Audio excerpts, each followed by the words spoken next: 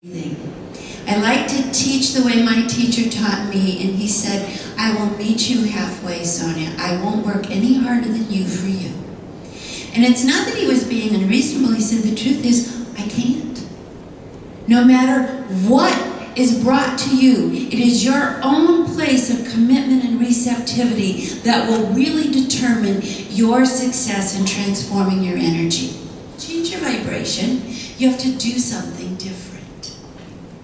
And to do something different, you have to leave the familiar walls and the familiar patterns and the familiar touchstones of your life. But we are in a time and a place where that is necessary. Let's just have an experience, because what will happen is that in the experience, you'll remember. It'll be imprinted on you. It's not something you're trying to intellectually grasp. We are moving into a period of time that every single one of you can feel where vibration is changing. And feel how it feels to put down that filter. Because even the intellect is a filter that tries to understand and organize the spirit and even control it. But to truly connect to the spirit, we simply have to allow and trust. So we'll begin the day that way. There's a Chinese saying, the way it begins is the way it ends. So if you activate the spirit and the spirit is present with you, then everything you need will show up naturally. And that is a radical paradigm shift. Breathe.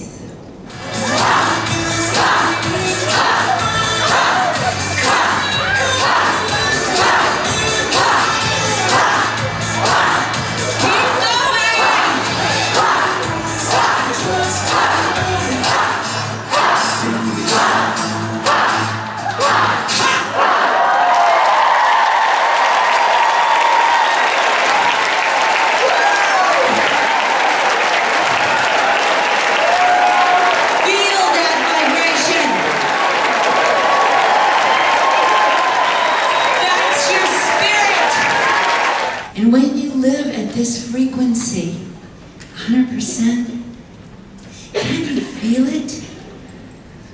All of a sudden, for one, you've just given yourself the gift of charisma.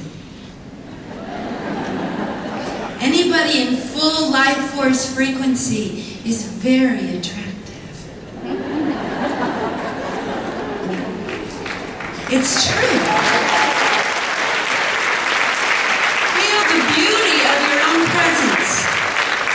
Conscious ego mind to serve and surrender and trust your spirit, which cannot be improved upon, can only be allowed. So the first stage is awakening. Somewhere, somehow in your life, something happened that eventually brought you here. Some moment, some event, something that said, there's more than meets the eye. There is more than my history, there is more than my story, there is more than my background, there is more than my something. Think about your awakening. It may be clear back to kindergarten, and some of you actually may have come in awake. But I want you to think that is the first stage of transformation. And many of us have an awakening and live with an awakening all of our lives. And know full well that we are more than what we are allowing. But often we don't go beyond that.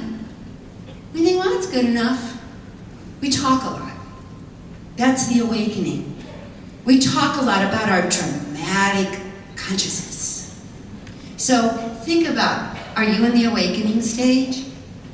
Now breathe. Wiggle around. Squeeze your butt. Burp. Oh.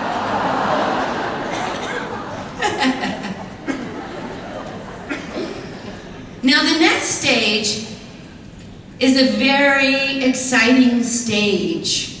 It's the stage of discovery. Discovery is when all of a sudden our awakening motivates us to learn all that we possibly can learn. discovery, we read the books, we go to the lectures, we come to these conferences, we watch the web seminars, we're on the teleconferences, we're going to the library. We cannot seem to get enough information.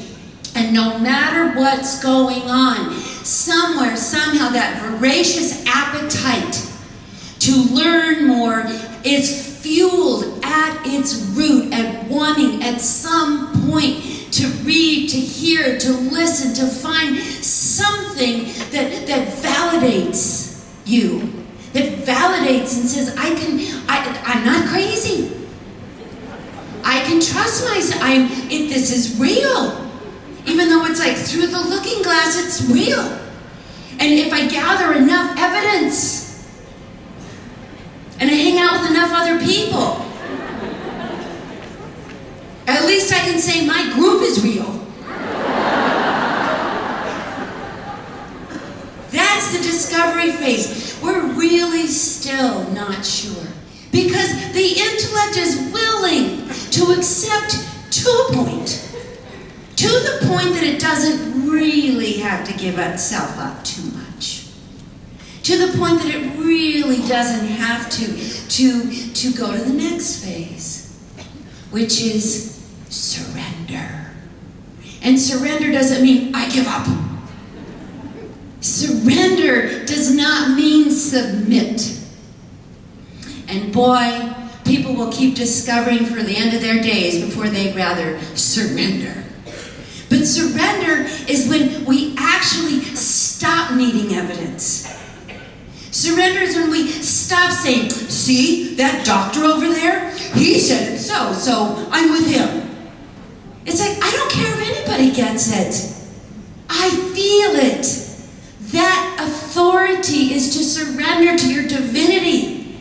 Now that is a colossal transformation. When you no longer need the book, the evidence from out there. Surrendering is not to surrender to something outside. It is to actually surrender to the genius of you, of your spirit, and become the authority, the leader of your experience. Whoa. Breathe. And the reason people are right there is because when you surrender, you can no longer play victim. So that is a big choice. Surrender victim. So they kind of dance on the fence. And then you look like this.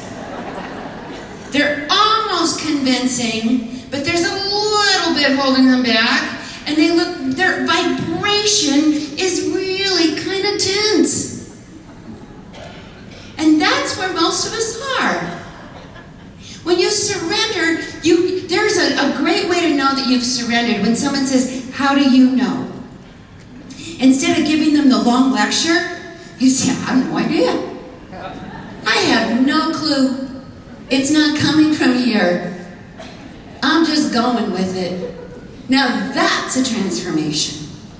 That's the transformation. Are you ready for that transformation? That's the one the planet needs. You know, we have a society that is very oriented to putting people on pedestals and watching. And it's very tempting. It's very tempting to think they're there and I'm here, but we're all in the same source pot of frequency. Do not believe anybody up here knows any more than anyone down there. We're all learning together. And some up here may have a more emboldened message.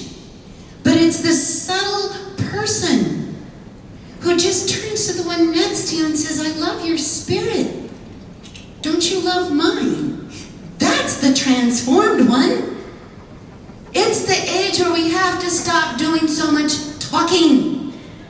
And we have to just allow the spirit to move us.